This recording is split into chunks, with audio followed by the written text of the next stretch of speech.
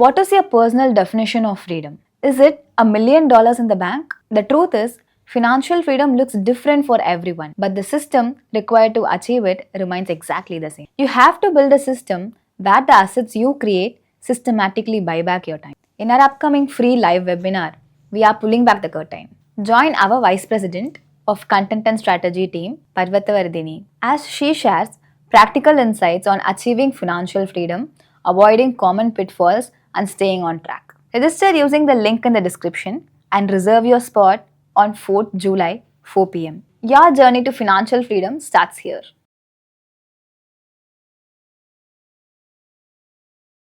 What does personal finance mean to me?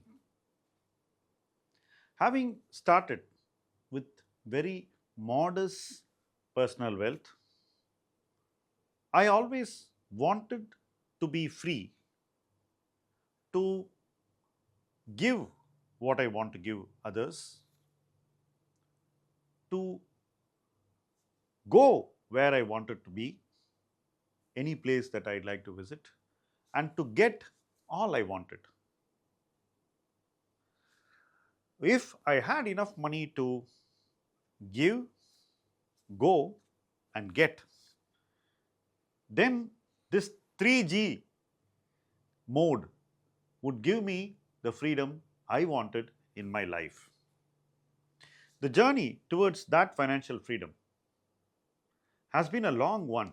I had to give up a lot to get the freedom to do all the three things. Giving requires a mindset. It doesn't just require money. I know a lot of rich people who always defer giving. I wanted to have the freedom in my mind that never made me hesitate to give for a cause when I felt it was right. Like all financial habits, the habit of giving also was a cultivated one. First, you give for small causes. You get habituated to giving people something in appreciation of what they did. You help people in need to get through a problem which they need to overcome. You help young minds educate themselves by giving them the financial support to pay their fees. Every little deed of giving makes you prepare better for giving more.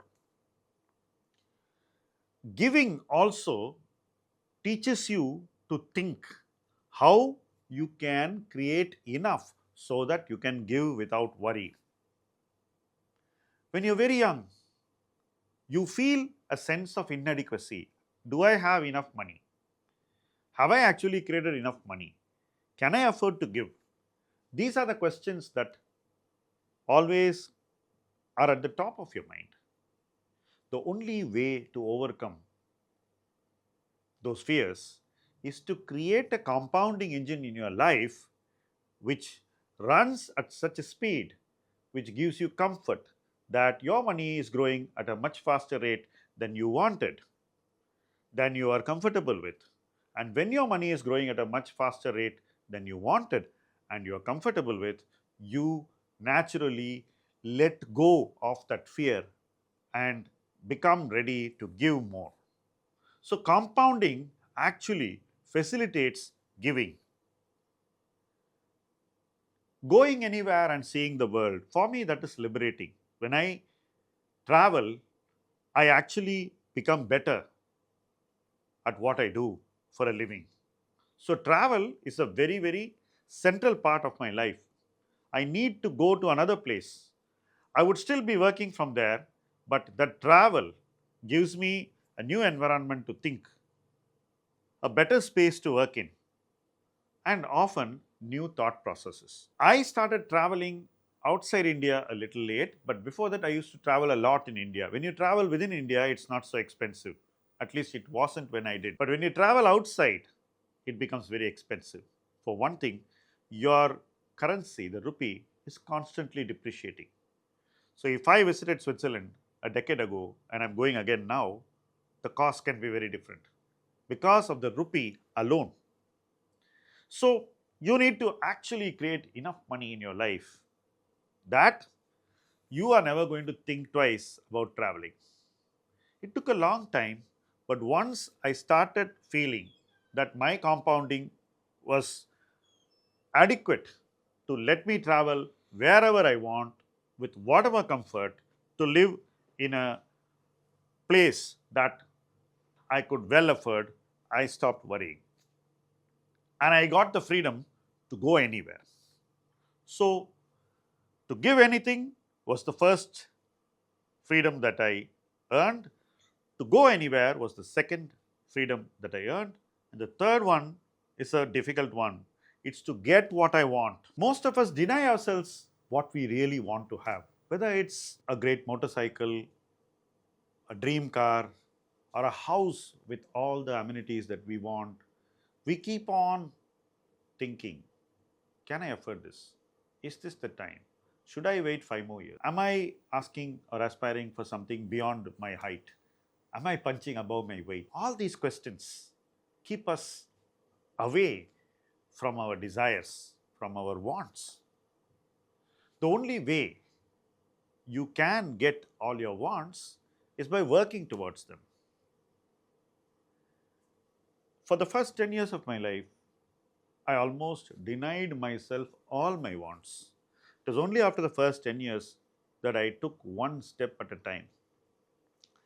But after the next 10 years, with 20 years of compounding behind me, I told myself, now I can get what I want. What am I waiting for? One by one, I fulfilled all my desires.